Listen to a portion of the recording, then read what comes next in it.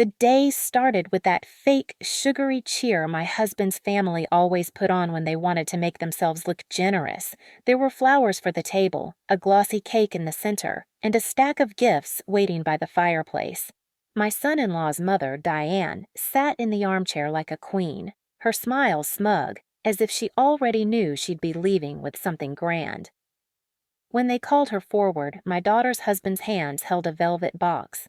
The clasp clicked open, revealing a necklace so bright the light caught in every curve of the diamonds.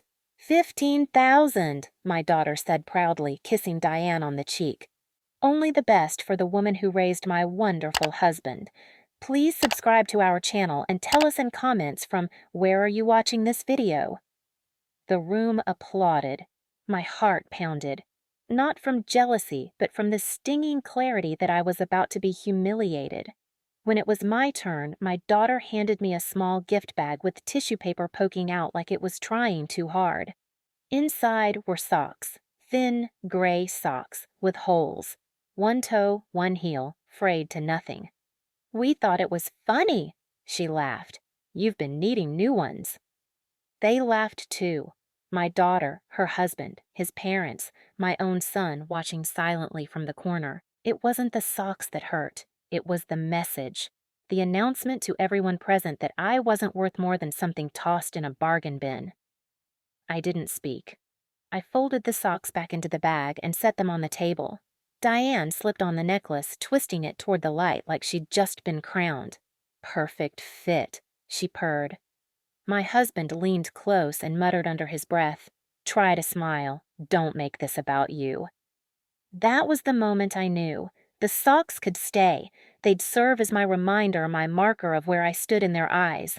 And from that moment, every laugh, every smug glance, every flick of diamond light off Diane's neck was being measured, because I was going to take something from them they didn't even realize they'd already lost.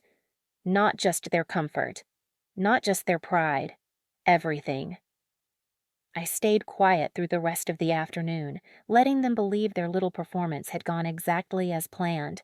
Diane kept leaning toward people so they could admire the way the diamonds shimmered against her collarbone, and my daughter made sure to mention, loudly, how much it cost, as though the number alone gave her social worth.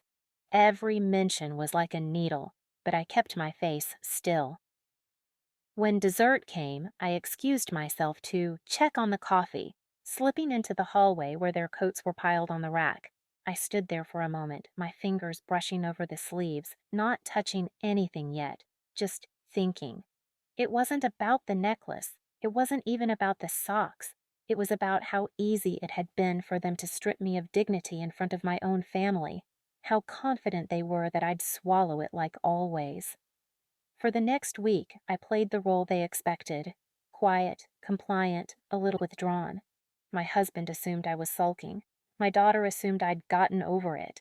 What they didn't realize was that I had started watching, really watching, who came in and out of the house, where things were kept, which doors were locked, which drawers were left open because they thought no one dared touch them. On the third day, while they were out shopping, I stepped into Diane's guest room. The necklace box sat on her dresser, lid closed but not latched. My hands hovered over it, but I didn't take it. Not yet. Instead, I noticed something else. A small notebook tucked halfway under her makeup case. Pages filled with her looping handwriting, not love letters, not diary entries, but numbers, account numbers, pins, jewelry appraisal receipts. It was all there, laid out like she never imagined anyone in this house could be dangerous. That night, while they all watched television in the living room, I slipped into the study.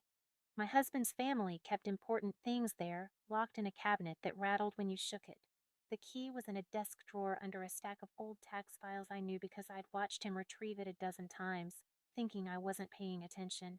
Inside the cabinet were folders, thick and bulging, and smaller lockboxes with combination codes I'd already memorized from the careless way they dialed them in front of me. This wasn't going to be quick. It wasn't going to be loud. If I had my way, they wouldn't even realize the damage until it was complete. And when they did, they'd never be able to trace it back to the woman they thought was too small, too polite, too beaten down to fight back. Over the next 2 weeks, I began piecing together every thread they'd left dangling: financial records, property deeds, hidden valuables. I found out about the vacation property in Vermont that none of them ever mentioned to me, the trust account my daughter's husband quietly drained to fund his business trips, the stash of cash tucked into the false bottom of Diane's suitcase. I didn't need to take it all at once. I just needed to know exactly where to strike, so that when I did, it wouldn't just sting, it would hollow them out completely. The socks sat in my dresser drawer the whole time, untouched, a marker, a promise. Every time I saw the frayed threads, I imagined Diane clutching her neck where diamonds used to be, my husband staring at empty drawers, my daughter realizing the comfort she took for granted was gone. Not misplaced, not stolen, gone in a way they couldn't repair. They had given me a reminder of my place in their world. I was about to show them how dangerous that place could be when I decided to step out of it. It started on a Wednesday while they were all busy congratulating themselves for the perfect dinner party they'd hosted the night before. My husband was in the garage with his brother. Diane was curled on the couch, scrolling through her phone, and my daughter was upstairs blow-drying her hair so loud you could hear it through the walls. I walked into the study like I belonged there because after weeks of studying their rhythms, I did. The cabinet opened easily. My fingers didn't even hesitate on the combination. From the top drawer, I pulled the velvet case holding the antique gold watch his father had left him, a piece he bragged about but never wore. I placed it in my tote bag, wrapped in a scarf. Not for sale, not for money, just because I wanted him to feel its absence like a missing limb. Over the next few days, small things began to vanish, not all from one person, not all at once: a pair of diamond cufflinks from my son-in-law's drawer, the leather passport holder Diane loved, the Mont Blanc pen my daughter used for signing documents she thought made her important. I didn't hide them in one place. I scattered them in safe spots I knew they'd never check: the hollow space inside the laundry room wall, an unused cereal box in the pantry, the empty suitcase in the attic. By the time anyone noticed, it was too late. It started with Diane pacing in her bedroom with the jewelry box open in her hands. She was muttering, pulling drawers open, asking if anyone had seen the necklace. Then, my husband realized his watch was gone. My daughter tore apart her closet looking for the cufflinks she swore she'd had last week. They accused the housekeeper first. I let them. I stood there, sipping my coffee, watching as they cornered her in the kitchen, their voices sharp and self-righteous. They didn't notice the way I kept my face neutral, my eyes fixed on the mug. And then, just when their panic began to crest, I slipped in the final twist. On a Sunday afternoon, while they were still locked in arguments about how to handle the theft, I placed each missing item into a single plain cardboard box. No note, no explanation, just their precious belongings, neatly stacked but not in this house. I left the box on the front porch of a neighbor 3 streets over, the one they'd always referred to as trash people because their lawn was never trimmed to perfection. By Monday morning, word had spread that the neighbor had found a box of valuables and returned them, but not to us, to the police. And because the police weren't stupid, they asked how those things could have possibly ended up outside our property. Every question twisted deeper. Every sideways glance between family members thickened with suspicion. They started turning on each other, Diane accusing my daughter of pawning the necklace for shopping money, my husband accusing his brother of taking the watch out of spite. I didn't have to defend myself. No one was looking at me. To them, I was still the quiet one in the corner, too small to matter.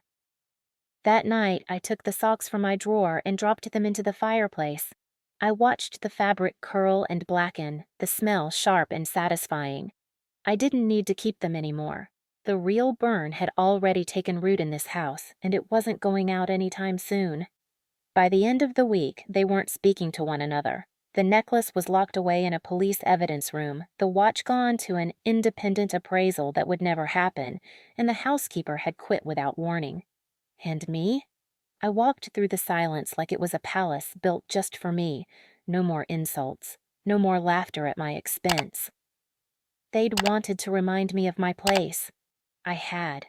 It was right here, in the middle of their collapse, smiling quietly while everything they'd used to feel superior turned to ash around them. Please subscribe to our channel and tell us in comments from where are you watching this video.